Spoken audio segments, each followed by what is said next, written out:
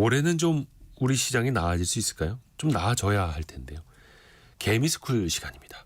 신한투자증권 광화문 금융센터 곽상준 부장과 함께합니다. 안녕하세요. 네, 안녕하세요. 근데 주말은 좀 쉬셨습니까? 사실은 제가 이동을 좀 해가지고요. 주말에 이동 준비하느라고 좀 바빴습니다. 이동이요? 어디? 네네, 지점을. 네네네. 광화문에서 센트럴이라는 곳으로 중앙으로. 네. 이름이 꽤 어려워요. 어렵습니다. 요즘 자꾸 이제 꽤 오래됐는데 영어 쓰는 게 유행이니까. 아파트 이름도 어렵고 증권사 지점 이름도 어렵고. 그렇죠. 뭔가 계속 뭐 이런 하이자 쓰고 뭐 이런 걸 많이 써야 좋은 것처럼 느껴지죠. 센트럴 네. 금융센터요? 네, 맞습니다. 오. 자, 그러면은 연초니까 또 많은 사람들이 많이 물어볼 거예요. 올해는 증시 좀 괜찮을까요? 라는 질문들 어떻게 답해주고 계세요, 요즘에 부장님? 일단 그게 이제 한국 시장으로 국한해서 본다면은요. 예. 여기서 더 나쁘면 문제가 있는 거죠. 물론 뭐 문제가 없다는 건 아닙니다만. 네. 근데 이제 여러분 꼭 기억하셔야 될 게 뭐냐면 투자에서는 심리가 반 이상입니다. 실질적으로 저는 심리가 8할에서 9할 정도 되는 것 같은데요. 네. 지금 한국 시장은 다 타버린 재밖에 안 남은 그런 상황이에요. 그러면 이게 무슨 말이냐면은 그 불에 타 죽을 일이 없다. 그러니까 안전이 조금 더 확보됐다. 위험이 적어졌다. 이미 떠날 사람 다 떠났고. 예, 얻어맞을 거 다 얻어맞았고. 그래서 한국 시장의 장점은 왜 연초에 오르냐? 다른 나라들이 뭐 지난 주말에 미국 시장 올랐음에도 불구하고 이제 그 전에는 계속 빠졌지 않습니까? 그리고 뭐 미국만 빠진 게 아니라 전 세계 증시들이 다 빠졌는데 유일하게 한국 시장만 연초 대비 꽤 많이 올라오고 있어요. 그래서 왜 올라왔냐라고 물어보면 간단하게 그냥 많이 떨어졌으니까. 라고 특히 외국인 입장에서 보면 달러로 환산해서 봤을 때 더 싸진 거 있는 그렇죠. 거죠. 굉장히 싸죠. 그래서 뭐 여러 가지 이슈가 있습니다. 올해 이제 상품 개정 관련 이슈가 잘 통과가 될지 어떨지에 따라서 외국인들이 지속적인 매수를 해줄 것인지 여부는 결정이 될 것 같고, 최근에 이제 단기적으로 반등을 하는 것 중에 특별히 지난 주말 반등에서는 외국인들이 양시장에서 꽤나 큰 돈을 매수를 해주셨어요. 과거에 비해서 계속 뭐 작년도 7월 이후 매도를 한 입장에서 보면 아마도 그 경제가 조금 안정될 거라는 시그널을 경제 사이드에서 좀 보여준 게 가장 크지 않을까 싶습니다. 왜냐하면 그거를 이제 대표적으로 이야기하신 분이 한국은행 이창용 총재인데요.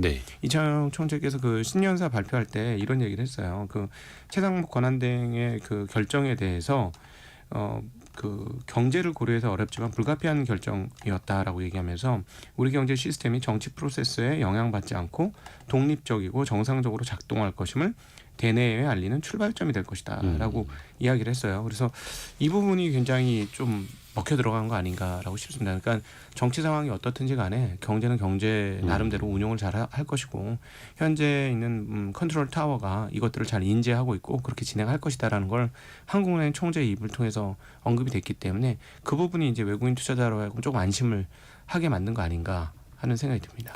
정치적으로는 혼란스럽지만 그래도 경제 시스템은 안정적으로 잘 돌아가고 있다. 작동을 잘 하고 있다라는 거고. 그러게요. 그러니까 외국인 시선에서 봤을 때 좀 불안정하기는 합니다만 믿고 살 수 있는가. 이걸 또 보여줘야 하는 건데 굉장히 많이 싸진 상황에서 그들은 또 어떻게 판단할 것인가. 이것도 궁금하더라고요. 네, 한국이 사실은 제도만 잘 되어 있으면 굉장히 괜찮은 나라죠. 그 IMF 같은 거 당하고 나서도 외국 사람들은 이해 못할 행동을 국민들이 좀 했죠. 금 모으기 하니까는 자기 금반지 팔아다가 다 내고 물론 돈을 받긴 했습니다만은 특히 이제 어려울 때 잘 뭉치는. 그 사실 이해가 안 되는 거죠. 뭐 거슬러 올라가면 임진왜란 때 의병까지 올라가지 않겠습니까? 근데 왜 이러느냐는 거예요. 한국 사람들은. 근데 그게 이제 외국인들 입장에서 보면 이 나라는 돈 떼어먹진 않겠구나. 참 신기한 거죠. 한국 내 범죄율로는 사기가 굉장히 높은 수준을 차지하고 있는데 대외적으로 어떤 일이 벌어지면 똘똘 뭉쳐서 이렇게 굉장히 신용 있게 활동을 하거든요. 움직이거든요. 한국의 민족적 특성이 정말 신기한데 그러다 보니까 외국인들 입장에서는 굉장히 신용도가 좋은 나라고 그런 측면에서 투자하기 나쁜 나라는 아닙니다. 그 국가 신용도에서도 보시면 알겠습니다만은 나라의 그 어떤 사이즈나 이런 것들을 비교해 보면 우리가 알고 있는 선진국보다도 신용도가 높은 경우가 굉장히 높은 경우잖아요. 그렇죠. 그러니까 얼마 전에 프랑스도 신용 등급 강등됐는데 우리가 더 높아요. 네, 그러니까 뭐냐면 배째라는 안 하는 나라다. 이런 것들이 이제 느껴지기 때문에 한국에 대한 평가는 외국인들 입장에서 굉장히 높고, 근데 주식시장은 뭐냐? 주식시장은 그 룰이 안 맞았기 때문에 그 채권 시장하고 좀 다르게 대응한다라고 보시면 되겠어요. 그러니까 외국 투자자들은 그거죠. 그 국제적으로 통용되는 뭐 미국에서라든가 서방에서 오래된 그 주식시장을 갖고 있는 나라에서 돌아가고 있는 그런 프로세스가 좀 적용이 됐으면 좋겠는데 그 부분들이 이제 적용이 안 되니까 적극적으로 투자를 못 하는 거죠. 만약에 그 프로세스만 짜여지면 제가 보면 외국인들 뭐 지금도 비중이 높습니다만 훨씬 더 높아질 가능성은 있어요. 그러면 한국 시장은 의외로 우리는 이거 좀 이상하게 이렇게 생각할 수 있을지 모르겠습니다만 한국에 대단한 기업들이 많거든요. 앞으로 뭐 미래가 좀 안 되는 거 아니야 하는 걱정은 많지만 현재 시점에서 대단한 기업들이 많아요.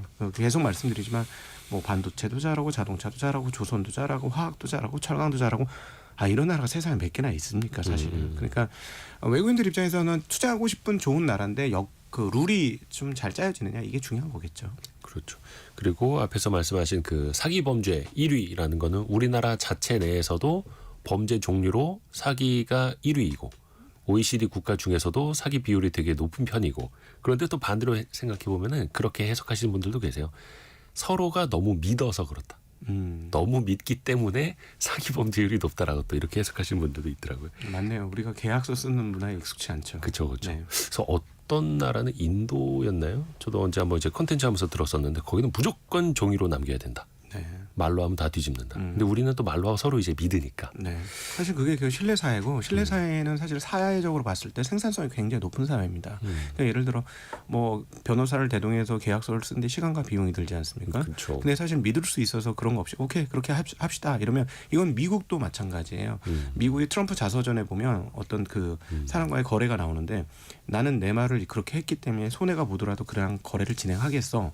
이런 장면이 나와요. 그러면서 거기에 대해서 트럼프가 굉장히 높게 평가하는 장면이 하나 나오는데 이건 무슨 말이냐면 서로 믿을 수 있고 그 말을 신뢰할 수 있으면 사회적으로 비용이 굉장히 절감되는 겁니다. 그렇죠. 예. 프로세스와 시간이 완전히 단축되는 거거든요. 여러분 그 생산성의 핵심은 뭐냐면 최근의 생산성의 핵심은 시간이에요. 시간. 예. 시간을 줄이는 것. 빅테크는 모든 게 시간이에요.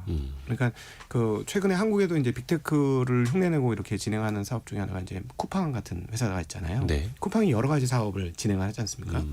그 중에서 뭐 이트라고 하는 뭐 이렇게 배달 사업 이런 네네. 것도 있지 않습니까? 그거 사실상 돈을 분석을 해본 돈이 하나도 안 돼요. 근데 중요한 건 왜 그걸 하냐? 사람들을 잡아놓고 싶은 거죠. 자기네 공간에 최대한 사람들을 오래 머물 수 있도록 하기 위해서 서비스를 돈이 남지 않더라도 하는 거예요. 상품을 사든 뭘 사 먹든 간에 계속 네. 우리 것만 써라 이런 식으로. 예, 그리고 빅테크들이 작년도에 정말 거의 그 AI 관련된 가속기에다가 군비 경쟁을 하지 않습니까? 네. 그리고 이게 아직 군비 경쟁이 끝나지 않았어요. 지난 주말에 아주 MS에서 재미난 발표를 했습니다. 이게 6월 달마다 회기인데 네. 작년도까지 우리는 500억 달러를 AI 관련된 인프라에 돈을 쏟아부었다. 근데 우리는 25년도 회기에는 그러니까 작년 6월부터 올해 6월일 겁니다. 800억 달러를 쓰겠다고 했어요. 민간 기업이 800억 달러를 쓰겠답니다. 네. 800억 달러면 100조가 넘는 돈이잖아요. 지금 환율로 따져보면. 한국 그 1년 예산이 700조 정도 되는데 한 회사가 마이크로소프트 혼자. 한 회사가 AI 가속기 쪽 관련해서만 100조를 넘게 쓰겠다는 거예요. 이게 어마무시한 건데 그러면 도대체 왜 이러느냐 네. 이 사람들이. 시간을 앞당기는 사람이 위너가 되고 위너 takes all이라는 걸 하는 거야. 이기는 자가 위너가 되는 순간 모든 걸 다 갖는다. 그 이미 보여줬지 않습니까? 그 애플이라든가 구글이라든가가 스마트폰 시장을 점령하면서 거의 모든 걸 가지고 가는 걸 우리가 봤잖아요. 그래서 그리고 또 지금 미국의 뭐 M7이라고 하는 거대 기업들이 매출이나 이런 규모, 시가총액 규모가 국가 단위보다 더 크지 않습니까? 그렇죠. 뭐 애플은 이제 뭐 4조 달러를 향해 간다. 뭐 이런 상황이니까 우리나라 시가총액을 2개를 합쳐도 이제 안 되는 정도 사이즈니까. 코스피 코스닥 다 합쳐도 거기다 곱하기 2를 해야 네. 애플 하나 될까 말까. 네, 그런 정도 수준이니까 이런 왜 도대체 이런 그 거대한 기업들이 나왔느냐? 그 위너 텍스 올 IT 세상이 오고 나서 그렇게 된 거고 그걸 경험했던 회사들이 그럼 이건 뭐냐면 장비를 잘 갖추는 게 중요한 게 아니라 빨리 갖추는 게 중요하다. 그래서 엔비디아 그렇게 고공행진을 하고 그렇게 비싸게 그 컴퓨터 서버 컴퓨터 한 대에 수십억 수억 이렇게 팔 수 있었던 이유가 아무리 비싸도 빨리 하면 우린 다음에 다 가져갈 수 있다라는 생각 네. 때문에 가격 불문하고 물건을 산 거예요. 엔비디아도 왜 이렇게 따져보면 대만의 TSMC가 많이 성장을 했느냐를 따져보면 TSMC한테 마진은 너희들이 원하는 대로 가져. 대신에 우리의 물량을 확보해줘. 이거죠. 사실 그 TSMC가 작년 이전까지만 해도 최대 고객은 압도적으로 애플이었습니다. 애플이요. 왜냐하면 애플은 그 한 3억대 가까운 1년에 스마트폰을 만들면서 칩을 단일화했잖아요. 네. 예, 단일화하는데 한 두 종류로만 만들고 있고 그걸 전부 TSMC한테 줬어요. 그리고 마진도 아끼지 않았습니다. 그렇기 때문에 굉장히 큰 회사였는데 그거보다 더 높은 마진을 주면서 그 라인을 우리한테 줘. 엔비디아가 이렇게 했고 그래서 순위가 바뀌었어요. 예, 하이퍼포먼스 컴퓨터 칩에서는 엔비디아가 압도적으로 높은 매출과 점유율을 TSMC의 점유율을 가지고 있고 TSMC가 이렇게 크게 성장한 것은 이 빅테크들이 시간을 확보하기 위해서 돈을 아끼지 않고 쏟아붓는 이런 것 때문에 생긴 거다. 그래서 사실 이 자세는 한국의 기업들도 빨리 배울 필요가 있는 것 같아요. 네. 결국은 생산성, 시간을 아끼는 또 그 혜택을 만들어주는 게 미국의 빅테크 기업들이고 또 거기에 또 돈이 몰리는 거고요. 그 좋게 보면 이제 선순환인데 네. 바다 건너 이야기라. 물론 이제 서학개미들은 그쪽에 이제 투자를 해서 많이도 벌고 계십니다만 국장에서도 그런 일이 일어날 수 있을지 조금 더 한번 지켜볼게요. 이거는 바다 건너 일은 아니에요. 왜냐하면 이게 폰 노이만 방식이라는 컴퓨터 제작 방식을 기준으로 생각을 해보면 폰 노이만 방식은 뭐냐면 그 연산을 해준 연산 반도체 우리가 시스템 네. 반도체 또는 비메모리라고도 부르죠. 그냥 비메모리는 너무 우리 입장의 얘기고 비메모리라고 부르는 건 말이 안 되는 것 같고 시스템 반도체, 연산 반도체, 소위 말하는 CPU, 네. GPU, 뭐 TPU, MPU 뭐 이런 것들이죠. 이것과 이걸 가지고 이걸 이 연산이 돌아갈 때 옆에 기억 장치를 반드시 붙입니다. 그게 우리가 일컬어 D램이라고 부르는 것이죠. 네. D램을 옆에다 붙여놓고 소프트웨어로 돌리는 거예요. 이게 바로 폰 노이만 방식이거든요. 이 폰 노이만 방식은 전혀 변하지 않았습니다. 처음부터 지금까지 그대로 유지되고 있는 그렇죠. 방식인데 자 그렇다면 앞서 AI는 바다 건너 얘기다라고 하는 거는 사실 주식에 근거한 얘기죠. 그쪽은 주식이 올랐고 우리는 주식이 안 올랐으니까 바다 건너 얘기처럼 보이는데 아닙니다. 실제로 AI 가속기의 속도를 결정하는 규정하는 가장 중요한 건 GPU, CPU도 중요하지만 메모리가 중요한 거예요. 옆에서 그걸 받쳐줄 수 있어야 된다는 네, 거죠. 메모리가 늦어요. 속도가. 메모리가 속도가 늦기 때문에 메모리 속도가 강해지는 만큼 속도가 빨라지는 만큼 이 가속기의 성능이 올라가는 거예요. 네. 그래서 사실 메모리 뭐 김정호 교수님이나 이런 분들이 계속 얘기하듯이 메모리 중심의 세상이 열릴 수도 있다. 이런 얘기를 한 것은 병목이 바로 메모리 쪽에서 펼쳐졌기 때문이고 그래서 지금 뭐 우리나라가 그 HBM에서 가장 선두권에 있는 국가니까 그리고 다른 나라는 뭐 따라오기조차 흉내내기조차 힘든 상황이고 전 세계적으로 이 그 D램 반도체 만드는 나라는 뭐 한 손가락으로 꼽을 수 있는 나라 정도밖에 없고 규모를 가진 나라는 이제 두세 개밖에 없는 정도 수준이니까 네. 한국이 거기에 압도적입니다. 그래서 사실은 AI 가속기 시장이 계속해서 된다면 뭐 어제 지난 주말하고 오늘 하이닉스 엄청나게 크게 오르잖아요. 사실 하이닉스의 수혜도 상당하죠. 오늘 하이닉스 그렇죠. 오른 건 앞서 말씀드렸듯이 그 MS 그러니까 마이크로소프트가 $800억 투자하겠다는 그것들이 반영된 거라고 보시면 되겠어요. 네. 그러니까 야 이놈의 군비 경쟁이 끝이 안 나는구나. 25년도가 끝이지 않겠어? 막 이렇게 생각을 했는데 이거 도대체 언제까지야 도대체 왜 더 늘어나? 뭐 이런 생각을 하는 거죠. 그리고 젠수장이 이번에 CES 미국에서 열린 CES에서 얘기를 하긴 하겠습니다만은 젠수장은 그 물건을 파는 입장이라서 뭐 자기 아무래도 팔이 안 오르고 보니까 자기 유리한 대로 얘기하는 걸 수는 있겠습니다만은 젠수장의 얘기는 뭐냐면 우리가 이제 AI 가속기가 이제 학습을 하는 단계에서는 GPU나 이런 가속기들이 반도체가 많이 필요했는데 네. 추론 단계 가면 적게 들지 않겠느냐라고 다들 생각을 했어요. 그렇죠. 그 동안에는. 근데 젠수장은 뭐냐? 아니다. 그렇지 않다. 이 추론 단계에 들어가도 하나도 줄어들지 않는다. 뭐 이런 식으로 얘기했고요. 이 얘기가 조금 신빙성이 있다고 느껴지는 건 아까 마이크로소프트의 규모가 느는 것도 있습니다만 네. 최근에 그 일론 머스크가 자기네 그 xAI에서 그 소위 말하는 이 AI 가속기 클러스터를 만드는데 지금보다 10배, 100배 사이즈를 늘리겠다고 얘기하고 있어요. 결국 사이즈를 늘린다는 건 칩 사이즈, 그러니까 이 기기의 사이즈를 장비의 사이즈를 늘리겠다는 얘기거든요. 그렇죠. 아니 지금도 적지 않은데 여기서 10배, 100배를 더 늘린다고? 도대체 무슨 생각을 이 사람들이 하고 있는 거지? 라는 생각이 들어요. 그러니까 그 말에 근거를 해보면 세상이 이제 빅테크들과 거기서 가장 앞서 나가는 그쪽에 그 하이테크를 하는 사람들 입장에서는 세상이 완전히 천지개벽한 세상으로 진행되고 있는 것이다라고 그들은 생각하고 있는 거죠. 근데 이제 우리한테 오기까지는 조금 시간이 걸리긴 할 겁니다.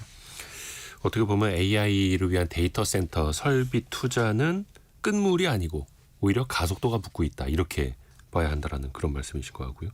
사실 2023년도도 그렇고 4년도도 그랬고 인공지능을 빼놓고는 이제 투자에서 뭐 키워드가 빠지질 않았었지 않습니까? 네. 올해도 그럴까요? 올해도 계속 갈까요? 올해 25년도 최소 상반기까지는 분명히 그렇게 될 것 같습니다. 근데 이제 이게 이제 확장되느냐 여부가 핵심인데요. 확장되느냐 여부는 쉽게 얘기하면 그거예요. 우리 주판을 튕기다가 엑셀 쓰니까 이제 주판 사라졌지 않습니까? 네. 근데 AI가 그런 그 과거 시대의 엑셀 같은 역할을 할 것인지 이 여부가 되게 핵심이거든요.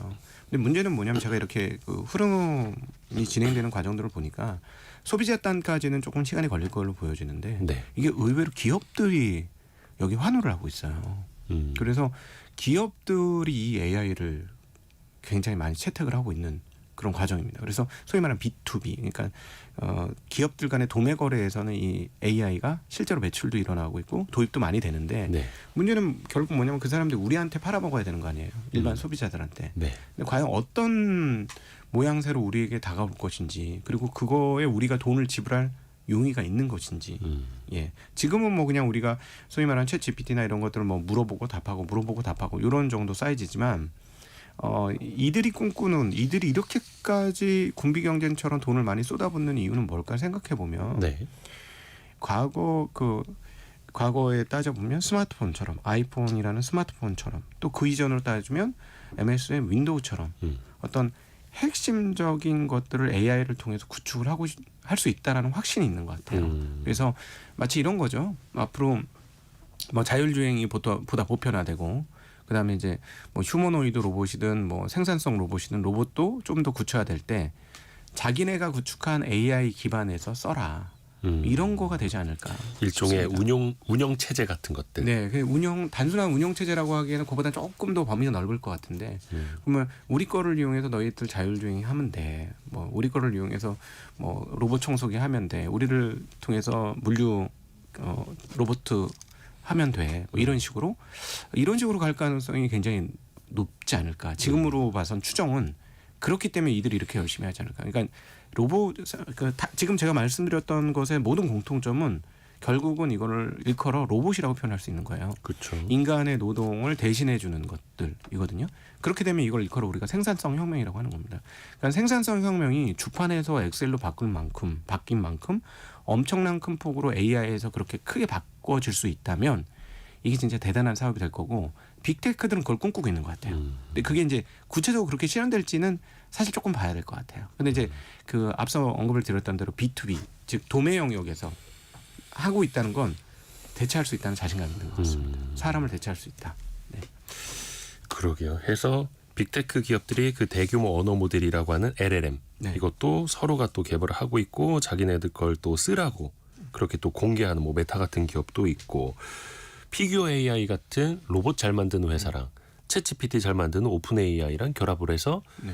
로봇은 이쪽에 하드웨어다. 그다음에 이 소프트웨어는 또 우리 거 이런 식으로 해서 또 결합을 하고 있고요. 그렇죠. 우리는 잘못하면 이제 옛날 컴퓨터처럼 그렇게 될 수 있어요. 만들긴 많이 우리가 열심히 만들었는데 OS는 우리가 윈도우스나 뭐 예를 들어 그렇죠. iOS나 이런 거 쓰지 않습니까? 그런 것처럼 잘못하면 이제 자동차를 만들었는데 우리의 OS로는 운영이 안 돼서 뭐 예를 들어 뭐 마이크로소프트나 뭐 애플이나 구글이나 뭐 테슬라나 이런 데 소프트웨어를 써가지고 자율주행을 해야 되는 거 아닌가 하는 그렇죠. 그런 단계가 될 수도 있는 거죠.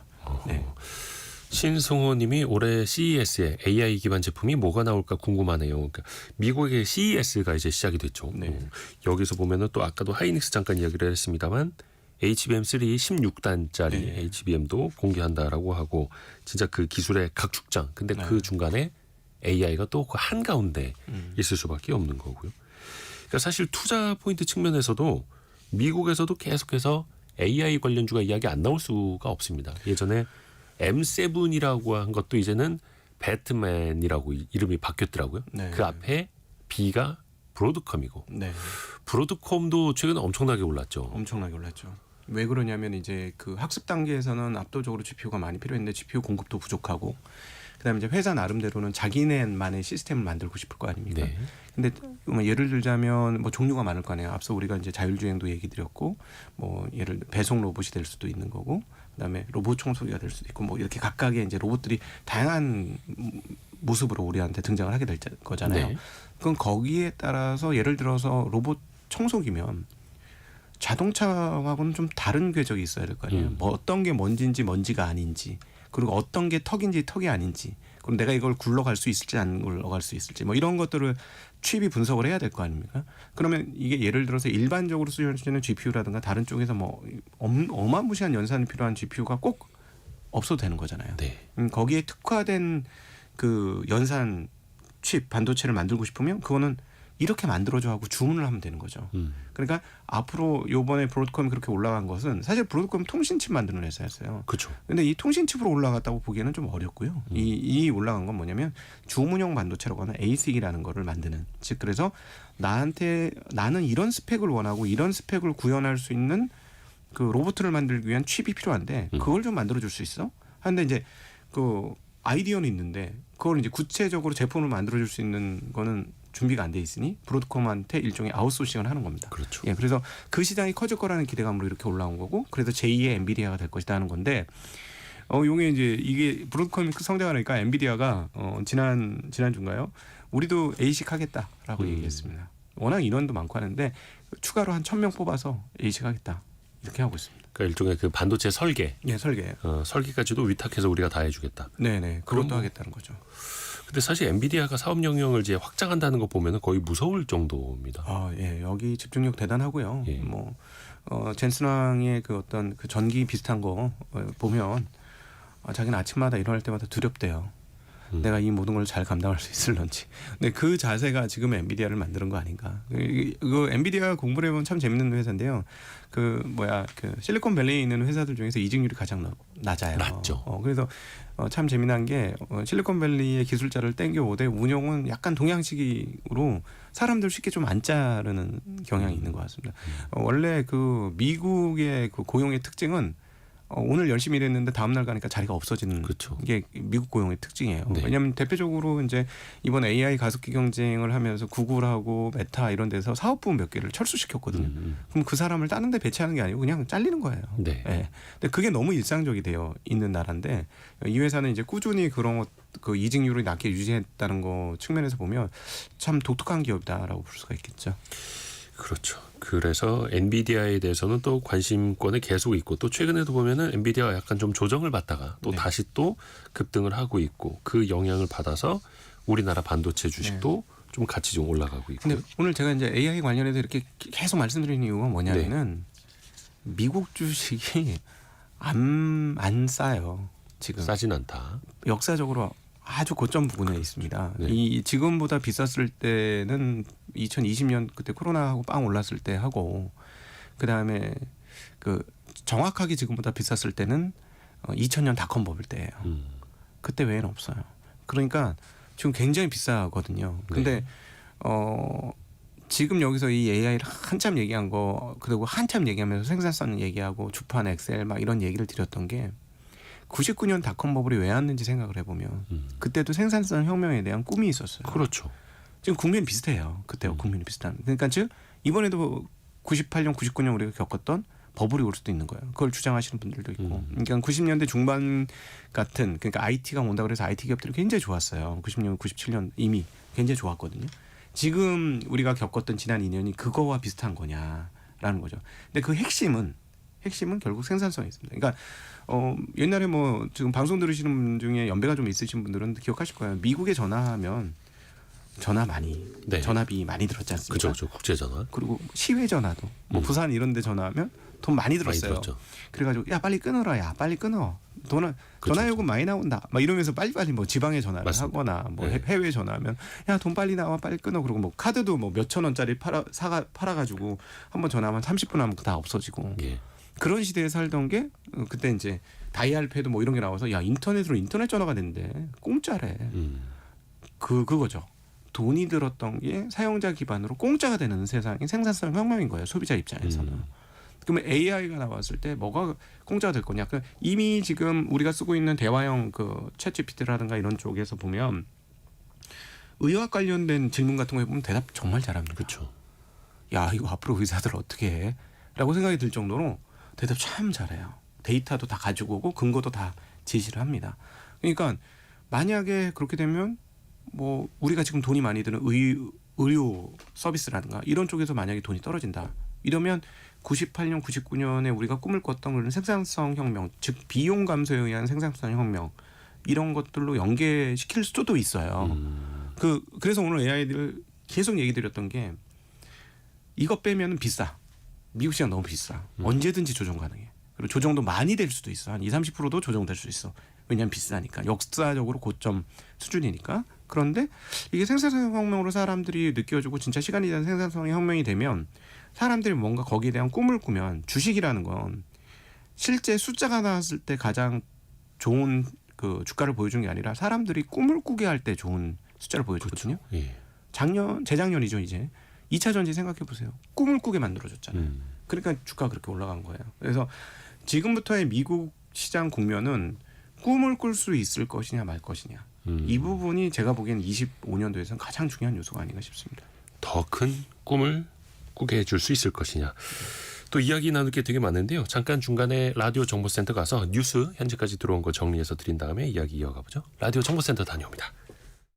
증시 각도기 신한투자증권 센트럴 금융센터의 곽상준 부장과 함께 하고 있습니다. 이야기 이어가 보죠. 미국 주식 좀 이야기를 했었는데 국내로 돌아와서 한동안 이제 크게 조정을 받았던 뭐 장기간 안 좋았던 국내 시장이 조금 더 이제 반등을 한다면 과연 코스피가 나을 것이냐 코스닥이 나을 것이냐 네. 대형주가 나을 것이냐 중소형주가 조금 더 빠르게 먼저 오를 것이냐 무게 중심을 본다면 좀 어느 쪽으로 올해 더 기대를 하고 계세요? 일단은 낙폭이 가장 컸던 데가 어디냐면 역시 코스닥이에요. 그렇죠. 20% 훌쩍 넘게 떨어졌어요. 지난 한 해 동안. 거의 전 세계 주요 증시 가운데 가장 많이 떨어졌죠. 네, 가장 뭐 78개 지수 중에서도 가장 많이 떨어졌고 그래서 아마 반등은 그쪽에서 크게 나올 가능성은 좀 있어 보입니다. 근데 문제는 뭐냐면 반등이 어디서 나올 거냐는 거죠. 작년도에 지수가 그렇게 떨어졌는데 바이오는 사상 최고 그렇죠. 좋았어요. 왜냐하면 여기서 말하는 바이오라는 건 이제 시가총액 상위 종목들입니다. 시가총액 코스닥의 상위 종목이 바뀌었어요. 그렇죠. 네, 알테오존이 1등을 차지하게 됐는데 주가가 정말 많이 올랐거든요. 그래서 이 부분들이 좋긴 좋은데 계속 갈 거냐? 근데 뭐 그 회사가 하고 있는 ADC 사업이라고 쉽게 얘기하면은 그 약물 전달 물질을 만드는 겁니다. 네. 약물 전달 물질을 빅파마들이 원하는 방식대로 갈 수 있도록 해주는 아주 뛰어난 전달 체계를 갖고 있어요. 시스템을. 네. 그래서 근데 전달 시스템을 갖고 있기 때문에 이 시스템을 뭐 예를 들어 뭐 비만 치료제도 쓸 수 있고 뭐 당뇨 치료제도 쓸 수 있고 예를 들자면 뭐 다른 쪽 치료제에서도 쓸 수 있는 거예요. 그러니까 마치 보트 같은 거죠. 보트. 강을 건너고 싶은데 이 보트가 좋은 보트야. 그래서 근데 그 부분들이 24년도에 굉장히 많이 반영이 됐습니다. 주가에. 많이 올랐어요. 예. 그래서 그렇다면은 과연 코스닥 시장에서 코스닥 시장이 많이 빠져서 좋다 이러면 그게 좋을 거냐 하는데 조금 의문이 있고요. 이미 시세를 상당히 뽑았기 때문에 그러면 코스닥 시장이 왜 많이 빠졌나 해봤더니 역시 삼성전자를 위한 그 동네 밸류체인이 완전히 죽었어요. 반도체 관련주들. 예, 관련주들이 정말 한 3분의 2가 날라갔다. 한 60-70%씩 빠진 주식이 허다합니다. 그래서 오늘 봐도 그렇고 그런 동네가 조금 많이 올라오는데 지금 문제는 뭐냐면은 현물 시장에서의 실제 반도체는 상황이 안 좋아요. 그래서 지금 삼성전자와 하이닉스는 뭐 메모리 중에서 아까 D램 말고 낸드 플래시 같은 경우는 지금 감산을 하게 될 걸로 봅니다. 그 상황이 안 좋기 때문이고 D램도 끊임없이 가격이 조금씩 흘러내려요. 거기에다가 이제 뭐 창신 메모리라는 그 중국의 메모리 업체가 D램도 만들고 DDR4 이런 거 만드니까 막 가격을 굉장히 저가 공세를 하니까 한국 기업들의 이익도 줄어들고 뭐 이런 상황인데 그 아마 저희 그 전문가들이 예상을 할 때는 상반기 어디쯤 아니면 상반기 끝날 때쯤에 반도체 실물 시장에서의 하락이 마무리될 국면이 되지 않을까 하는 생각을 하고 있습니다. 아직 좀 바닥은 네. 아직은 아니다라는. 근데 거예요. 문제는 뭐냐면 네. 실제로 정말로 올해 예를 들어 6, 7월 달에 실물 시장에 바닥이 오면은 주가는 이미 작년에 바닥이 왔을 수도 있어요. 한 6개월 정도 선행하는 성향이 있기 때문에 그래서 그 부분은 조금 확인 과정이 필요하다라고 보겠고요. 그나마 이제 창신 메모리 관련해서 이제 그 창신 메모리가 만들어서 우리를 깜짝 놀라게 했던 게 DDR4라고 바로 이전 세대 주력으로 쓰던 DRAM입니다. 네. 요즘에 이제 DDR5로 넘어왔거든요. 근데 DDR5도 만들었다 그래서 정말 깜짝 놀란 거예요. 와 이거 정말 큰일 났다. 우리 옛날 철강, 화학에서 경험한 것처럼 이제 반도체조차도 중국이 쫓아와서 우리 따라잡기 시작하고 저렇게 물량 공세하고 보조금 받아서 물량 만들어가지고 적자 나도 그냥 막 그 물량으로 덤핑 하듯이 막 물건 풀면 한국 반도체 업체 어떻게 되느냐 이런 고민이 작년도 후반부에 있었던 게 사실입니다. 그렇죠. 근데 이번에 DDR5 만들었다는 거에 대한 그 자료들이 넘어오는 걸 보니까 사이즈가 40% 크대요. 그러니까 칩 사이즈가 훨씬 더 크다. 네. 그러니까 작게 못 만들어서. 예, 작게 못 만들어서. 네. 그때 좀 한숨을 돌렸습니다. 왜냐하면 그 우리가 이제 물건을 살 때 내가 어떤 물건을 살 때 이게 내가 투자 물건을 지불한 금액만큼 내가 리턴을 받아. 그걸 일컬어 우리가 가성비라 그러잖아요. 네. 물론 이제 뭐 비싸야 가심비가 좋은 제품도 있지만 일반적인 우리가 통용해서 사용하는 물건들은 다 가성비로 따지는데 반도체 칩은 가성비가 아니라 전성비예요. 내가 전력을 요만큼 넣었을 때 성능이 얼만큼 나오냐는데 이거는 쉽게 얘기하면 길이 얇아질수록 시냇물 생각하면 되는데 길이 얇아지면 보통 굉장히 물이 빠르게 흘러가지 않습니까? 그 전력이 통과하는 길이 짧을수록 작은 전력으로 모든 것들을 이룰 수 있어서 네. 작아져야 전성비가 좋아져요. 예, 근데 크게 만들었다 그랬잖아요. 40%나. 그럼 이건 전성비가 안 좋은 거죠. 그러면은 쉽게 얘기하면은 어떻게 되냐면 창신 메모리가 만든 DDR5로 그 핸드폰에 사용을 했다. 그럼 아마 핸드폰을 중간중간에 계속 충전을 하고 다녀야 될 수도 있어요. 전력 소모가 너무 커서. 그래서 그런 측면에서 보면은 조금 한시름은 놓았고 그 기술자들이 하는 얘기로는 대략 한 4년 정도의 아직까지 격차가 유지되고 있다라고 얘기를 해서 조금 뭐랄까 좀 한가슴 좀 쓸어내렸다라고도 볼 수 있겠습니다. 또 최근에도 그 창신 메모리 CXMT의 수율이 뭐 40%냐 80%냐 어느 정도까지 올라온 거냐 사실 뭐 정확하게 파악은 안 됩니다만 또 이제 외신에 의존을 하고는 있습니다만 또 중국 쪽에 메모리 반도체 개발 속도가 또 일단은 빨라지고 있다라는 거는 네. 우리 입장에서 보면 위기감, 경계감이 네. 드는 거는 사실이고요. 예, 다만 시간은 좀 있다. 앞서 근데 질문하셨던 그러면은 코스닥이 많이 빠졌으니까 코스닥이 좋으냐 하는데 지금은 상황에서는 제가 보기에는 뭐 코스닥도 많이 빠지만 한국의 그 대형주들도 많이 빠진 게 너무 많아요. 그래가지고 이게 오를라 치면 뭐 다들 잘 오를 수 있지 않을까라는 생각을 합니다. 아니 하이닉스가 시가총액 2위인데 네. 어제 8% 지금 현재는 제가 지금 확인 못했습니다. 들어오기 전에 확인하니까 막 4%씩 맞아요. 상승하고 그래도 있거든요. 지금 6%까지 상승폭 높였네요. 네, 그러니까 하이닉스가.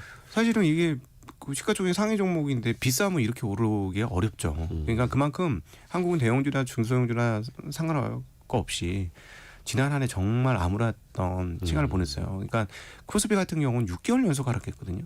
네. 이게 과거 딱 2번 있었는데요.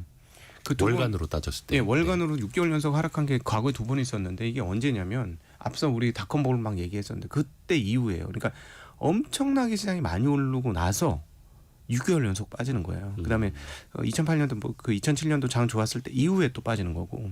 그러니까 엄청나게 좋아서 위기가 왔을 때 6개월 연속 빠졌었어요. 근데 이번에는 엄청나게 좋지도 않았고 위기도 아닌데 6개월 연속 6개월 빠졌어요. 그러니까 이거는 좀 정말로 과하게 많이 빠졌다. 그리고 이번에 아까 이창용 그 한은은 총재의 신년사에도 나왔지만 이창용 총재가 아예 대놓고 얘기했습니다. 한국에 지금 기업들의 경쟁력이 없어서 경쟁력을 활성화할 수 있도록 좀 해야 되고 그렇지 않으면 지금 아무리 뭐 자본시장에서 뭐 여러 가지 조치를 취한다고 할지라도 돈은 계속해서 외국으로 빠져나갈 것이다. 우리가 작년 한 해 동안 경상수지 흑자가 꽤 많았는데 실제로 무역을 벌어들인 돈이 꽤 많았는데 왜 외환이 충분치 못하느냐? 다 투자자를 빠져나갔기 때문이다. 이 얘기를 합니다. 그래서 지금 빨리 한국은 자리 잡지 못하면요, 제가 생각할 때 진짜 큰 위기. 자본시장에서는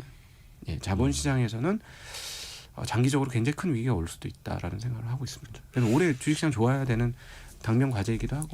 또 그 코스피 지수를 또 좌우할 수 있는 것 중에 하나가 삼성전자 아닙니까? 네. 삼성전자 오늘은 2.5%까지 상승폭 높이고 있는데 5만 5천 원 회복을 했고요. 이번 주에 잠정 실적이 나오죠. 네.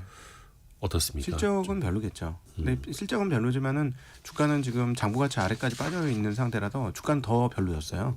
그래서 실적 나쁘더라도 충격은 받을 건 크진 않을 거라고 봅니다. 이미 주가가 많이 빠져가지고 그리고 뭐 기대치도 상당히 많이 내려갔고 지금처럼 삼성전자에 아무 기대를 안 한 거는 역대급으로 보기 힘들었던 국면 아닌가 싶습니다. 왜냐하면 삼성이 뭘 잘할 거라고 생각하는 사람 지금 아무도 없어요.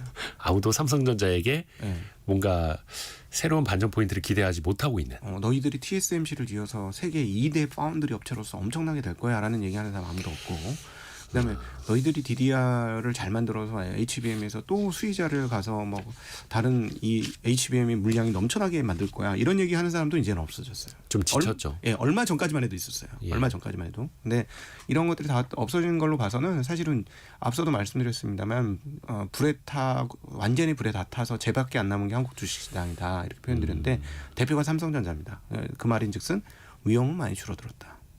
그리고 이 기술이라는 거는요 시간이 되면 진보를 해요. 물론 제가 그거 기다리다가 삼성전자 1년 반 동안 제가 뒤통수 얻어맞은 사람 중에 하나인데 그럼에도 불구하고 시간은 가고 있고 그 경력은 쌓여가고 있고 실험과 실패는 계속 진행되고 있고 따지고 보면 지금 왜 TSMC는 이렇게 잘 나갔는데 삼성전자 왜 이 모양이었느냐를 따져보면 미세 공정이라고 표현되는 뭐 5나노 이하, 4나노 이하 이 공정에서 꼭 필요한 장비가 네덜란드 ASML의 극자외선 장비 EUV라는 장비였습니다. 네. 근데 여기에 그럼 누가 훈련이 많이 됐느냐 따져보면 역시 TSMC가 훨씬 일찍 도입을 했고 훨씬 일찍 적응 과정들을 거쳤어요. 그렇죠. 그리고 경력이 많고 거기는 쉽게 얘기하면 임상 경험이 많은 겁니다. 다양한 실험을 해봤겠죠. 그러니까 지금 와서 이렇게 자리를 잡은 거고 한국은 도입이 늦었고 시행착오는 당연히 있을 수밖에 없고 그 몇 년 동안에 지금 시행착오였고 우리는 그동안 삼성이 워낙 잘해줬기 때문에 금방 할 줄 알았는데 그게 그렇게 금방 되는 문제가 아니었고 근데 이제 시행착오 엄청 많이 했으니 이제는 좀 나아지지 않을까 하는 기대감을 가지고 있는 거죠. 올해는 그래서 저는 제가 24년도 나와서 삼성 왜 이렇게 못해 뭐 그러면서 이게 뭐 그 리더십의 문제야 뭐 이런 얘기도 하고 여러 가지 얘기했는데 올해는 저는 좀 기대를 해볼 생각입니다. 오히려 삼성전자에 대해서. 그래요. 예. 일단 더 나빠질 거는 없고. 더 나빠질 건 없고 그동안에 1년의 축적 시간이 있었고 그다음에 작년에 와서도 말씀드렸습니다만은 반도체 대대적인 뭐 그 인사 개혁 조치도 있었고 여기서 더 이상 밀려나면 큰일 난다는 위기의식도 삼성 내부에 있습니다. 예. 그래서 그렇다면 뭐 삼성전자의 그 뛰어난 인력들이 결국 그리고 또 한국의 그 뛰어난 인력들이 잘 해내지 않겠느냐라는 생각을 합니다. 일단 이번 주 수요일 8일에 삼성전자 지난 4분기 잠정 실적이 발표될 예정이고 컨센서스라고 하는 애널리스트들이 바라보는 영업이익의 평균치는 8조 5천억 원입니다. 이게 사실 3개월 전에는 11조 원이었다가 10조 원, 9조 원 내려오다 이제 8조 5천억 원까지 눈높이는 많이 낮아진 거고 사실 이미 또 지나간 거긴 하니까 실적이 4분기에 안 좋게 나타났다라고 해서 더 실망할 것도 사실은 거의 없어 보인다는 그런 전망이고요. 1분기까지 뭐 이렇게 썩 좋을까 하는 생각이 들고요. 그다음에 이제 꼭 삼성전자한테 말씀드리고 싶은 것은 소통을 하실 때 그러니까 기업 설명회 같은 거 소통을 하실 때 조금 더 구체적이고 자세하게 좀 설명을 해주시면 좋겠어요. 왜냐하면 한국 대표 기업이기 때문에 미국 기업들은 세세하게 얘기 다 해주거든요. 그렇죠. 근데 한국은 마치 자기 하고 싶은 얘기만 하고 돌아서는 그런 느낌을 IR을 해보면 느끼거든요. 그래서 그리고 조금 두리뭉실하게 얘기하시더라고요. 그래서 조금 더 구체적으로 얘기해 주시는 게 제가 왜 이런 얘기를 드리냐면 이게 기업 문화하고도 연결되어 있는 건데 물론 어떤 생각을 가진지는 압니다. 왜냐하면 자세히 얘기해 주면 비밀이 어떻게 좀 셀까봐 겁내하는 거 분명히 있어요. 왜냐하면 뭐 예를 들어 그 구매자들하고 얘기를 하다 뭔가 좀 자세히 얘기를 해주면 그걸 가지고 다른 데다 넘길 수도 있는 거잖아요. 실제로 그런 일을 과거에 당한 경험도 있고 그러니까 항상 조심스러우니까 그런데 아니 최소한 시장이 회자하는 정도 수준만큼까지는 좀 얘기를 해주셨으면 좋겠어요. 그러니까 너무 두리뭉실하게 얘기하지 말고 그게 나중에 파운드리에서 고객을 접점을 할 때도 필요한 어떤 기업 문화가 아닐까 하는 생각이 듭니다. 파운드리는 완전한 소매 사업이에요. 그쵸. 메모리 사업은 도매 산업이거든요. 그래서 물건만 잘 만들고 알아서 갖다 쓰쇼 이러면 되는 사업이었어요. 근데 여기는 고객님 뭘 원하세요? 이 제품 뭐가 만족스럽고 뭐가 불만족스러우세요? 뭘 좀 고쳐드릴까요? 어떻게 맞춰드리면 좋을까요? 이 얘기를 해야 되는 게 파운드리 사업이거든요. 그래서 이게 필요합니다. 이게 기업 문화가 지금 삼성전자 전반적으로 굉장히 약해요. 제가 이 문화에 대해서는 전자 쪽에서만 확인한 게 아니라 삼성 바이오 관련해서도 제가 그 고객사한테 들었어요. 삼성 바이오의 고객사한테. 삼성 바이오도 일종의 파운드리 같은 파운드리죠. 거잖아요. 예, 그쪽에 파운드리인데 거기서조차도 이렇게 너무 오히려 우시 앱텍이나 우시 바이오나 이런 쪽은 되게 친절하다. 중국의 우시바이오. 예, 예. 근데 너무 안 친절한 것 같다. 이런 얘기를 해서 이건 기업 문화가 좀 바뀌어야 되는 부분이니 저는 이걸 IR에서부터 바꿔야 되지 않을까 싶습니다. 그러니까 그게 고객이 왔을 때 인사를 잘하느냐 이런 개념이 아니라 고객이 어떤 것을 필요로 하는지 그렇죠. 맞춤형으로 얼마나 더 잘 대응을 하려고 하는지 사실 그게 파운드리 네. 맞춤형 반도체를 설계하고 만들어주는데 특히나 중요한데 그 부분이 너무 모자랐다. 그러니까 이제는 시대가 바뀌었어요. 대중은 없어졌고 큰 고객밖에 없잖아요. 빅테크라는 큰 고객만 남은 게 이 세상의 기술 기업 세상이에요. 그러니까 고객의 입맛에 잘 맞춰야만 살아남을 수밖에 없고 TSMC 그거 잘하지 않습니까? 그래서 저렇게 된 거잖아요. 또 그게 소통을 통해서도 나타나야 되는 네. 거고 또 투자자 소통도 중요한 거고 매번 그 실적 발표 때마다 사실 삼성전자가 어떤 식으로 우리 경기를 보고 반도체 미래를 보느냐도 굉장히 또 중요한 포인트이기 때문에 이번 주 수요일 날 삼성전자가 어떻게 설명을 하는지도 또 한번 잘 들어봐야겠습니다. 벌써 시간이 다 갔습니다. 네. 예. 증시각도기 곽상준 부장과 함께했습니다. 고맙습니다. 네, 감사합니다. 감사합니다.